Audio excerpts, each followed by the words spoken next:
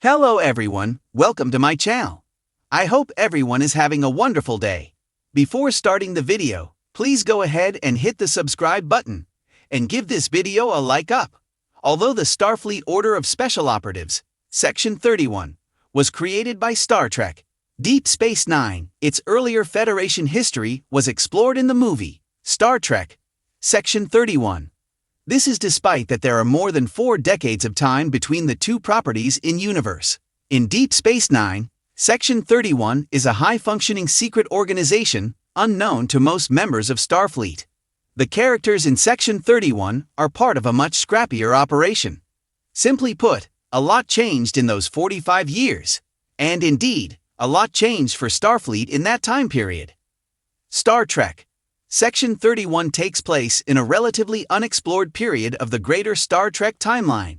Star Trek, the original series, ended in 2269, and the following movies run from the 2270s to 2293.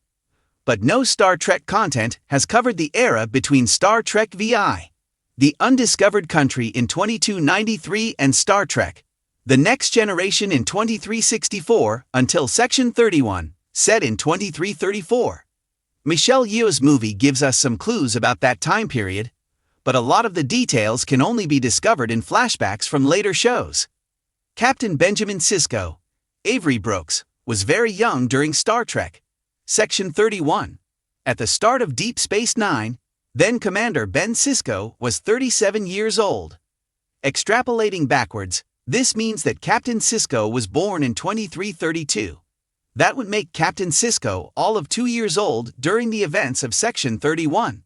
With the exception of the short-lived Ocampans in the Delta Quadrant, 2-year-olds don't usually do very much in Star Trek. But Captain Sisko's youth doesn't mean anything important wasn't going on in his life. Captain Sisko's mother, Sarah Sisko, Deborah Lacey, was possessed by one of the Bajoran prophets sometime in the early 2330s. And when Sarah returned to herself in 2333, she left the Siskos with no explanation. In 2334, during Star Trek, Section 31, Ben Sisko and his father would have been looking for Sarah and trying to live without her. These tragic events early in Captain Sisko's life would be taking shape during Section 31, even if he wouldn't understand them until the events of Deep Space Nine. One of the great tragedies in the Star Trek galaxy of the 2330s, not just for Star Trek, Deep Space Nine, but for the entirety of the Federation, was the Cardassian occupation of Bajor. Although Cardassia would not fully annex Bajor until 2338, they maintained a military presence on the planet for a decade before annexation. So, during the events of Star Trek, Section 31, Cardassia was ramping up to commit the atrocity of subjugating Bajor for the next 5 decades. Star Trek Section 31 shows the lengths to which Starfleet will go to protect its interests. It also raises troubling questions about Federation priorities. If Starfleet could find Emperor Philippa Georgiou, Michelle Yeoh, on a station outside Federation space, then, surely, they knew about the occupation of Bajor. If the sequel to Section 31 takes place in the late 2330s, it could very well reveal the extent of Starfleet's knowledge about the occupation. Regardless, Star Trek Section 31 is positioned to reveal lost details of the decades leading up to shows like Star Trek, Deep Space Nine.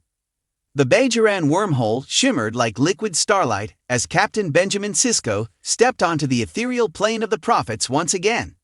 It had been years since he disappeared into the Celestial Temple, ascending beyond the realm of time and space. While his old comrades aboard Deep Space Nine had mourned him, the universe continued spinning, oblivious to the path Sisko now walked. But the galaxy was changing. It always did.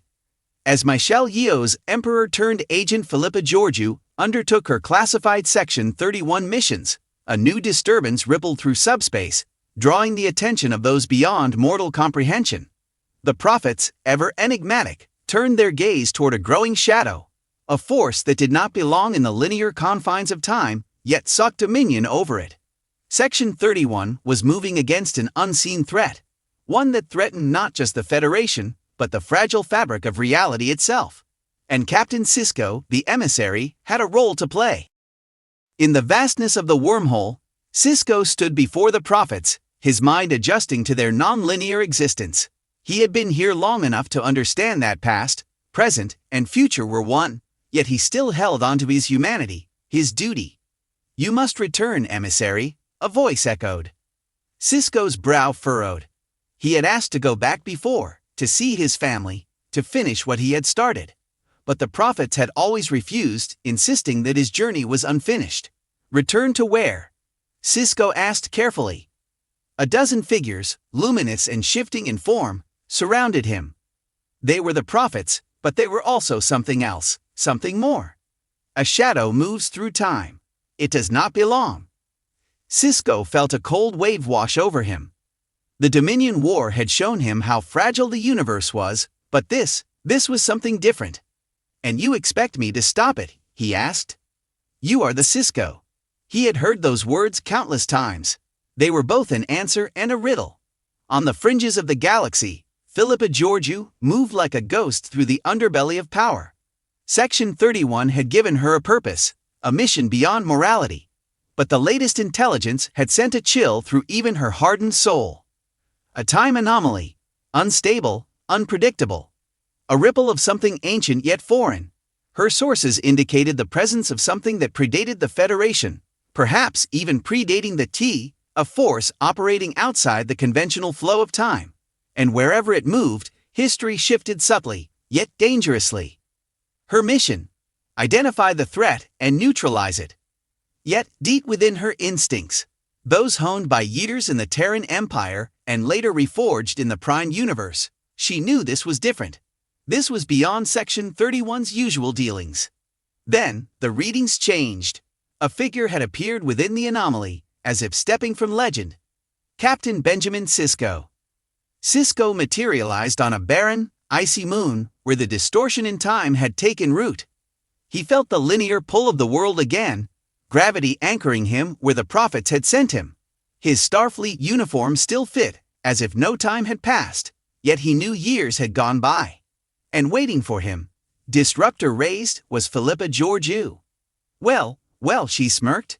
"Either I've had too much blood wine, or the dead do return." Cisco met her gaze, unflinching. "I was never truly gone." Georgiou studied him, assessing whether he was a threat. She knew of Cisco, of the war, of his role as the emissary. Section 31 had files on everything.